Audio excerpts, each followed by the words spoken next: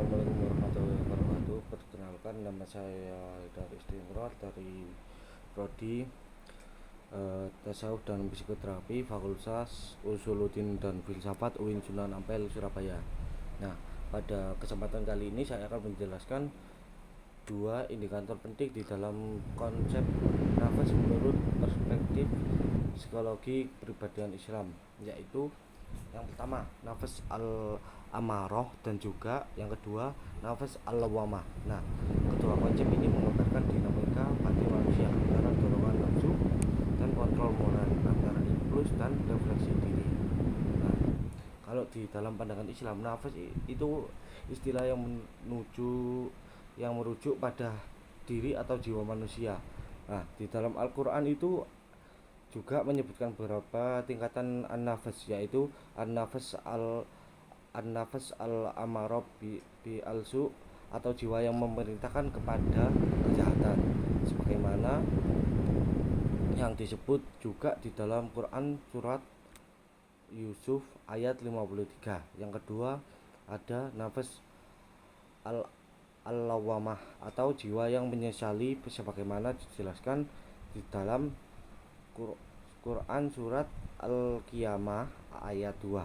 Dan yang ketiga nafas al-mutmainnah, yaitu jiwa yang ketenangan, sebagaimana ada di dalam surat Al-Fajr ayat 27. Nah, ketiga tingkatan ini menggambarkan proses perkembangan spiritual dan moral manusia dari dorongan naluriah menuju kecerdasan kesadaran reflektif hingga mencapai ketenangan batin. Nah, cuma kali ini saya membahas cuma dua aja. Nah, di dalam psikologi kepribadian, konsep nafas dapat disejajarkan dengan dinamika kepribadian yang dijelaskan oleh Sigmund Freud, yaitu antara id, ego, dan super ego, atau dalam teori modern juga disebut dengan sistem dorongan dan sistem moral yang berinteraksi secara dinamis di dalam diri manusia. Nah, langsung saja al-amarah. Kata amarah itu berarti memerintah atau mendorong, sehingga nafas amarah dimaknai sebagai jiwa yang memerintahkan kepada hawa nafsu dan kesenangan duniawi. Nah, ini termasuk bagian diri yang selalu mengajak untuk memenuhi keinginan tanpa mempertimbangkan akibatnya. Kalau di dalam konteks psikolog modern, nafas al-amarah ini sejalan dengan konsep impulsivitas dan sensitivitas terhadap reward, yaitu kecenderungan seseorang untuk bertindak secara cepat tanpa dia mempertimbangkan secara matang, serta sangat peka terhadap kesenangan-kesenangan yang jangka pendek.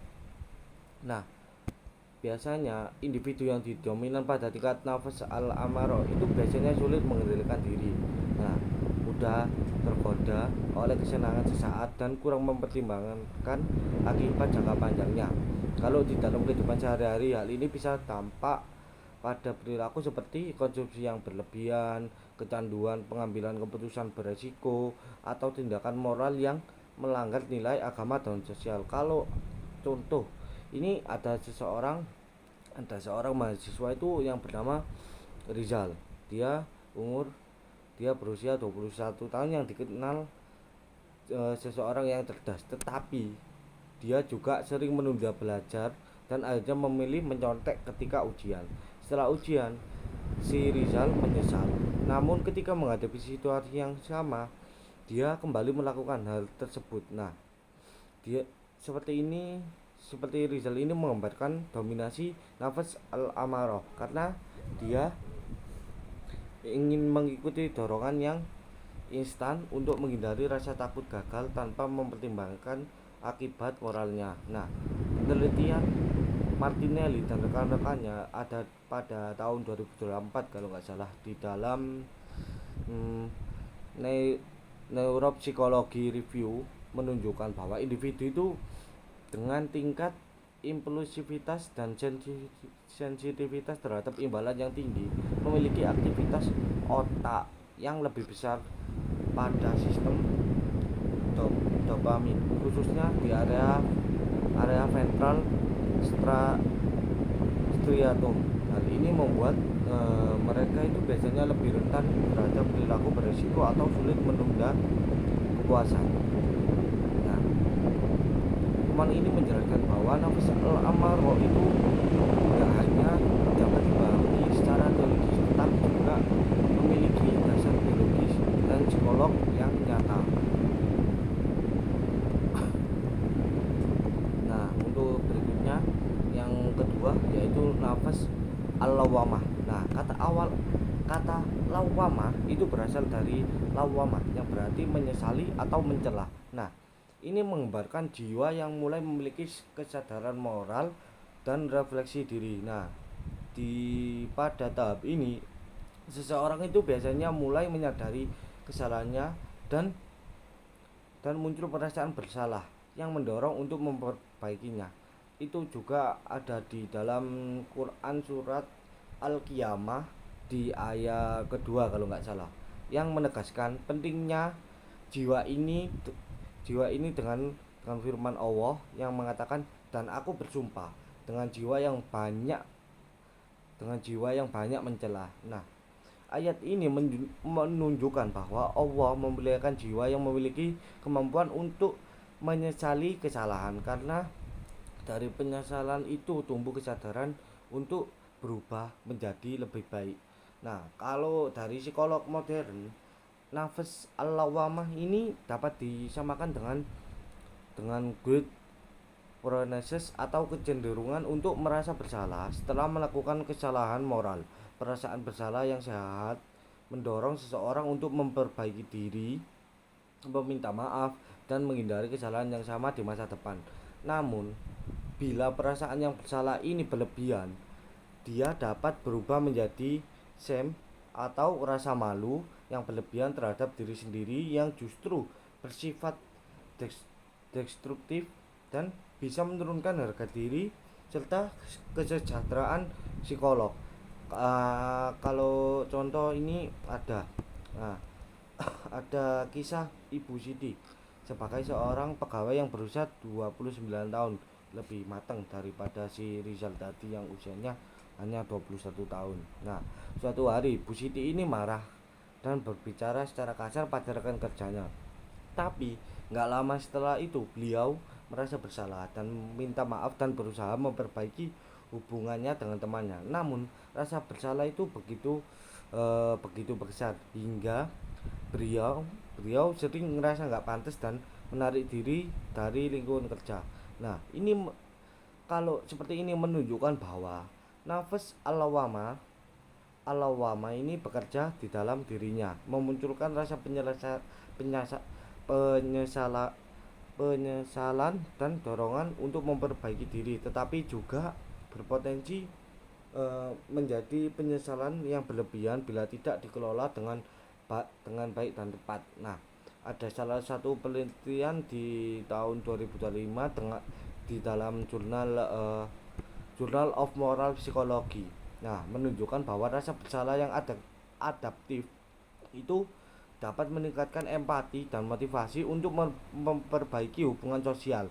Sedangkan rasa malu yang berlebihan justru menyebabkan penarikan dan penurunan kesejahteraan. Di dalam kerangka Islam, kalau menurut si Rutman dan Cole di 2023 menyatakan bahwa nafas al-lawamah merupakan fase penting di dalam proses tazkiyatun nafas atau penyucian jiwa, karena pada tahap ini individu belajar mengenali kesalahan dan bertaubat secara tulus.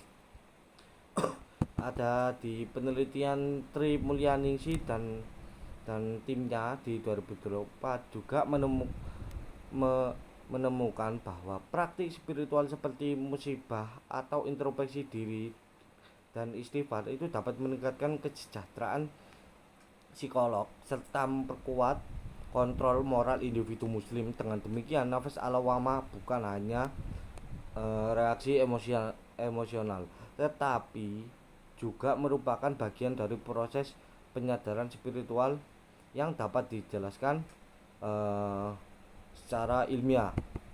Nah, jika kita perhatikan nafas al-amarah dan nafas al-lawamah ini memiliki hubungan yang sangat erat, yang dimana nafas al-amarah mendorong manusia untuk bertindak impulsif dan mencari kesenangannya yang sesaat, sedangkan kalau nafas al-lawamah ini hadir sebagai suara hati yang menyesali dan memperingatkan agar tidak mengulangi kesalahan.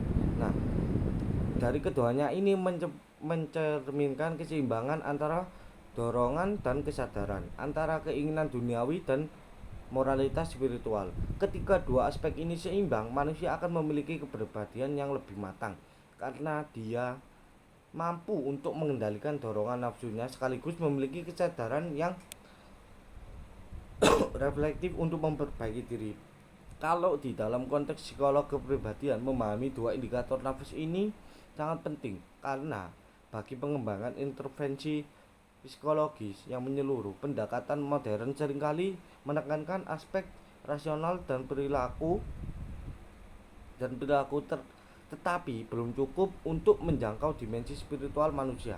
Nah, dengan menggabungkan psikolog modern dan juga spiritualitas Islam, kita itu bisa melihat bahwa perubahan kepribadian sejati bukan hanya soal mengubah perilaku, tetapi juga menyucikan hati dan pikiran. Nah, sebagai kesimpulan, nafas al-amarah menggambarkan aspek diri manusia yang impulsif dan seringkali mengikuti hawa nafsu. Sedangkan kalau nafas al-lawamah itu menggambarkan hati nurani yang menyesali kesalahan dan mendorong refleksi moral. Nah, keduanya ini bagian yang penting dari perjalanan psikologis dan spiritual manusia untuk menuju keseimbangan dan kedewasaan. Nah, dengan memahami dua indikator ini, kita dapat mengintegrasikan konsep Islam dengan teori psikologi modern untuk menciptakan pendekatan kepribadian yang lebih utuh, lebih ilmiah, dan lebih spiritualistis. Nah, cukup sekian yang dapat saya sampaikan. Semoga penjelasan kali ini bisa bermanfaat dan bisa membantu kita semua untuk memahami dinamika kepribadian manusia dengan lebih mendalam. Sekian, bila ada tutur kata dan perilaku saya yang kurang berkenan di Anda, saya memohon maaf yang sebesar-besarnya. Wassalamualaikum warahmatullahi wabarakatuh.